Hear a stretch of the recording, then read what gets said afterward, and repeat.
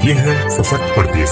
और आप देख रहे हैं एसपी न्यूज 24 सच की। चुनाव 2022 का नज़दीक आता जा रहा है, उस तरह हर पार्टी की नज़र आ रही है। देखने वाली बात यह है कि 2022 में कौन होगा उत्तर प्रदेश का मुख्यमंत्री, क्योंकि मुख्यमंत्री चेहरे के लिए तो बीजेपी ने अभी तय नहीं किया, बीएसपी ने भी तय नहीं किया, कांग्रेस ने भी नहीं तय किया, मगर हर पार्टियाँ छोटे छोटे दलों को मिलाकर अपना गठबंधन तैयार कर रहे हैं। उसी सिलसिले में बात करते हैं मिशन सुरक्षा परिषद के राष्ट्रीय अध्यक्ष गंगाराम अम्बेडकर जी से, क्योंकि उन्होंने भी समाजवादी पार्टी से गठबंधन किया था, फिर उसके बाद गठबंधन टूट गया। ऐसा क्या रहा कि उन्होंने समाजवादी पार्टी से गठबंधन तोड़ा और क्या नहीं, जानते हैं सीधा गंगाराम अम्बेडकर जी से।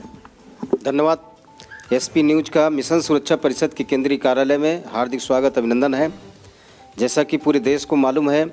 कि जातियों के आधार पर बिखरे हुए समाज को एकजुट करने के उद्देश्य से 26 मार्च 2017 को मिशन सुरक्षा परिषद का गठन किया गया,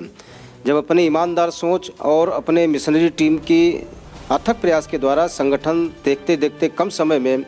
देश के करीब 24 राज्यों के 600 जनपदों में जब अपना संगठन का विस्तार कर लिया। उस समय 22 मार्च 2020 को पहली बार समाजवादी पार्टी प्रमुख श्री अखिलेश यादव जी से मिशन सुरक्षा परिषद का प्रतिनिधिमंडल मिला।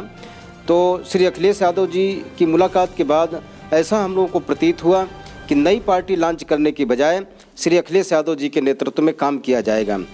और इसको लेकर के हम लोगों ने समाज के हित के लिए, जो सामाजिक उत्थान एवं सम्मान के लिए करीब 16 सूत्री मांग पत्र उस समय उनको हमने सौंपा था, जिसमें पदोन्नत के आरक्षण के संबंध में, दूसरा महापुरुषों के नाम पर जिले और योजनाओं की बहाली के संबंध में, स्मारक एवं संग्रहालयों के रखरखाव के संबंध में, वन नेशन वन एजुकेशन के फार्मूले पर एक समान निजी एवं प्राथमिक विद्यालयों में शिक्षा लागू कराने के संबंध में, बाबा साहब डॉक्टर अंबेडकर की मूर्तियों का पूरे प्रदेश में सर्वे कराकर बाउंड्रीकरण सुंदरीकरण कराने के संबंध में, ऐसे 16 बिंदुओं पर हम लोगों ने एक लिखित मेमोरेंडम श्री अखिलेश यादव जी को दिया था। उन्होंने उस पर सहमति जताई थी, और हम लोगों ने पूरे प्रदेश में घूम घूम करके जो अनुसूचित जाति के लोग ये कहते नजर आते थे कि समाजवादी पार्टी ने अपनी पूर्व की सरकार में अनुसूचित जाति के खिलाफ तमाम फैसले किया है, तो उसको लेकर के हम लोगों ने जिम्मेदार लोगों को ये समझाने की कोशिश की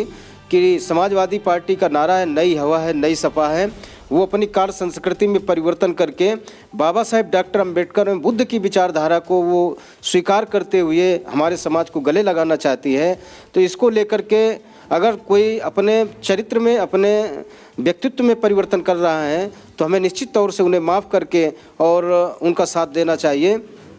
मिशन सुरक्षा परिषद ने समाजवादी पार्टी को दलित एवं पिछड़े नेताओं की शरण स्थली बना दिया। बड़े पैमाने में अनुसूचित जाति एवं पिछड़ी जाति के जो उपेक्षित लोग थे वो समाजवादी पार्टी में ज्वाइन करने की लाइन लग गई। तो शायद जिस तरह बिहार राज्य के श्री तेजस्वी यादव जी सरकार बनाने से पहले अहंकार से ग्रसित होने लगे, उस तरह समाजवादी पार्टी के मुखिया श्री अखिलेश यादव जी भी अहंकार से ग्रसित होने लगे, और धीरे धीरे करके अनुसूचित जाति के जो तमाम कद्दावर लोग थे जो समाजवादी पार्टी में शामिल हुए, उनको वो हाशिए पर रखने लगे, और हमारे द्वारा, हमारे संगठन के द्वारा दिए गए सुझावों को नज़रअंदाज करने लगे। जब हम लोगों ने देखा कि वो अपने मैनिफेस्टो में हमारे इन मुद्दों को शामिल नहीं करना चाहते हैं, तो अपने संगठन के लोगों से विचार विमर्श करके 20 जनवरी को हम लोगों ने उत्तर प्रदेश प्रेस क्लब में एक प्रेस कॉन्फ्रेंस करके समाजवादी पार्टी से हम लोगों ने अपना संबंध विखंडित करने का काम किया है। अम्बेडकर जी, बात की जाए, जिस तरह आपने कहा कि समाजवादी पार्टी ने जो बिंदु थे उस पर अमल नहीं किया, इसी तरह चंद्रशेखर रावण के द्वारा भी बताया गया कि हमने जो मांग की थी अपनी समाज के लिए वो भी वो मानने तैयार नहीं। अब उत्तर प्रदेश में जिसकी 1% 2% आबादी है, खासतौर से पश्चिम उत्तर प्रदेश में जाट समाज की 2-3% आबादी है, उनको 30-30 सीटें अगर मिल रही हैं, तो चंद्रशेखर और गंगाराम अम्बेडकर एक बड़े समाज को लीड करते हैं, बड़े संगठन को लीड करते हैं, तो निश्चित तौर से हमारी संख्या के मुताबिक हमको हिस्सेदारी भागीदारी मिलना चाहिए था। लेकिन चंद्रशेखर भाई को जिस तरह उन्होंने कम सीटें दे करके एक तरह से हमारे समाज का भारी अपमान किया है, और हमारे समाज के जो कद्दावर होनहार नेताओं का भी अपमान किया है, इसलिए मिशन सुरक्षा परिषद इस अपमान के कारण ही समाजवादी पार्टी से संबंध को विखंडित करने का काम किया है। ये भी देखा जा रहा है कि समाजवादी पार्टी बोले कि हम सभी समाज के लिए काम करेंगे, और अनुसूचित जात हो या अन्य कास्ट हो उसके हम बढ़ाने का काम भी करेंगे, एजुकेशन जो भी चीज़ें लाएंगे वो हम सब सिखा। जो अनुसूचित जाति, खास तौर से अनुसूचित जाति एवं पिछड़ी जाति में जो काम कर रहे जो बहुजनवादी संगठन हैं, चाहे वो बामन मिश्राम जी की पार्टी हो, चाहे वो बाबा साहब अम्बेडकर के पौत्र प्रकाश अम्बेडकर जी की पार्टी हो, चाहे राजेश वाल्मीकि जी की पार्टी हो, चाहे भाई चंद्रशेखर आज़ाद जी की पार्टी हो, चाहे गंगाराम अम्बेडकर का ये सामाजिक मूवमेंट मिशन सुरक्षा परिषद हो, इनका तो समाजवादी पार्टी से कोई गठबंधन नहीं हो रहा है। तो इसका मतलब है समाजवादी पार्टी इन वर्गों में लीडर नहीं पैदा करना चाहते हैं, वो केवल लोडर पैदा करना चाहते हैं कि अपने समाज का वोट लोड करके लाओ और समाजवादी पार्टी में ट्रांसफ़र करके चले जाओ। तो जो नेता के दिमाग में ये आ जाए कि समाज में हमें लीडर पैदा ही नहीं करना है, तो जब समाज में लीडर ही नहीं पैदा होगा तो समाज का नेतृत्व नहीं होगा, तो समाज के हक की आवाज़ कौन बुलंद करेगा।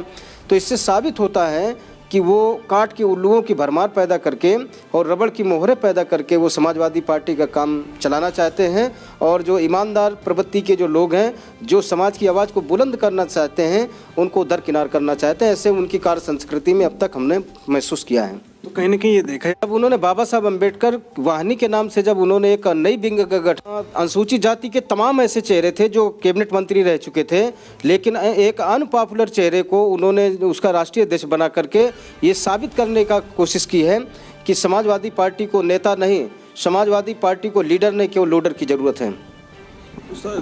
2022 का जो चुनाव है, मिशन सुरक्षा परिषद क्या अपना कैंडिडेट उतारेगी या फिर लगातार आगे की कोई तैयारी करेगी? हम लोग एक सामाजिक मूवमेंट चला रहे हैं, हमारे लिए ज़रूरी नहीं है राजनीतिक क्षेत्र में अपने कैंडिडेट उतारना। हम लोग एक प्रयोग कर रहे थे और वो प्रयोग था कि राजनीतिक ना होते हुए भी हम लोग एक राजनीतिक काम करने की तरफ बढ़ रहे थे, लेकिन वो प्रयोग सफल नहीं हुआ है। और जहाँ तक सवाल उठता है तो हम अपने साथियों से कहते हैं और लगातार ये कहते हैं कि हम अभी अपने को बहुत भारी नहीं आंकते हैं, हम केवल 250 ग्राम की तरह यानी 250 ग्राम अपने को आंकते हैं कि जिस शेर के साथ खड़े हो जाएंगे निश्चित तौर से उत्तर प्रदेश की सियासत में 1.25 शेर हो जाएगा। गरम जी, एक तरफ ये भी देखा गया, बसपा हो या बीजेपी हो या सपा हो, इस समय ब्राह्मणों को मनाने के लिए और अनुसूचित जाति को मनाने के लिए, और उधर देखा जाए तो किसानों को भी लगातार मनाने के लिए हर पार्टियां लगी हुई हैं।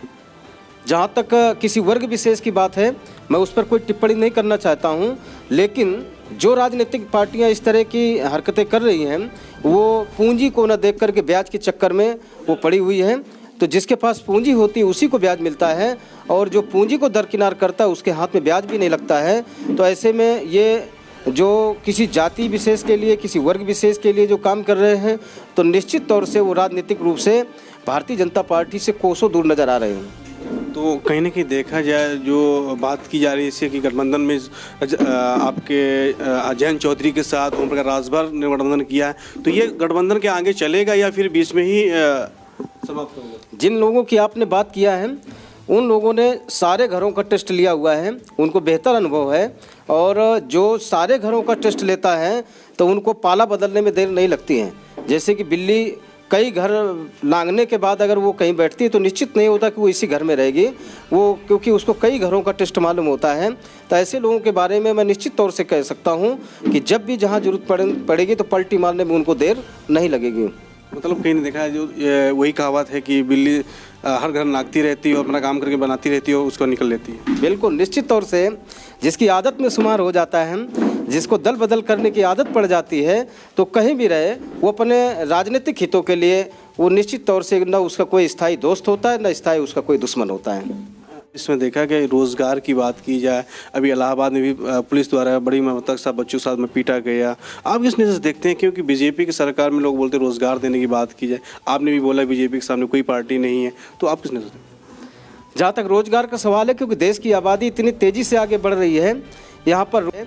तो इसमें रोज़गार के साथ साथ स्वावलंबी बनना बहुत ज़रूरी है। कारोबार की तरफ भी लोगों को लगाना बहुत ज़रूरी है। कारोबार के लिए सरकार को चाहिए कि उसके लिए अवसर पैदा करें, और जो बेरोज़गार लोग हैं उनके लिए वो उचित संसाधनों का इंतजाम करें। जैसे पूंजी का निवेश कैसे हो, जो बेरोज़गार लोग हैं उनको बैंकों द्वारा ऋण प्रदान किया जाए, और जो रोज़गार के अवसर पैदा करने के लिए जो स्थानीय इकाइयां हैं क्षेत्रवार, जो उनके अपने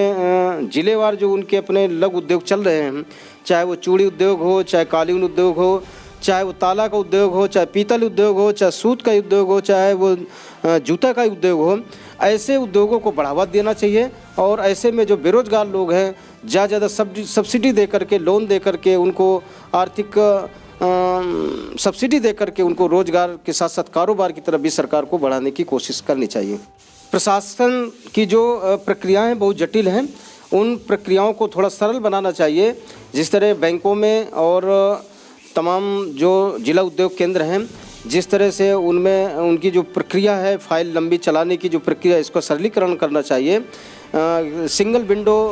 पद्धति के तहत रोजगार के अवसर पैदा करने के लिए बेरोजगार लोगों को अगर इस तरह की सुविधा दी जाती है तो निश्चित तौर से उनका ध्यान सरकार की उन तमाम नई योजनाओं के लिए और नए रोजगार, नए कारोबार की तरफ उनका ध्यान खींचेगा। उत्तर प्रदेश की आबादी 24 करोड़ के करीब है,